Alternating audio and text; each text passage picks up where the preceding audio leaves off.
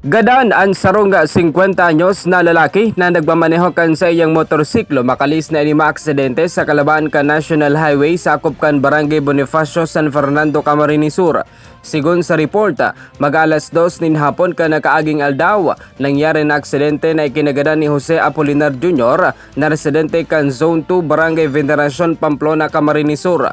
Basado pa sa investigasyon kan mga otoridad, sinasabing ang bihikulong Mitsubishi Strada na nakarehistro sa LGU Baaw na pigmamaneho ni Josephat Bersola ang pigbabagtas ang Maharlika Highway alagad pagabot kani sa lugar kan na pinangyarihan na kaninsidente.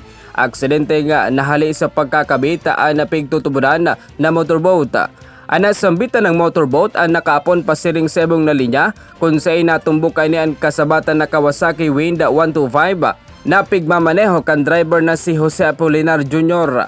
Sa kusog kan impaka, nakapon sa gilid kan tinampo ang driver kan motorsiklo na yuman ang naging rason kan pagkagadaan kaini.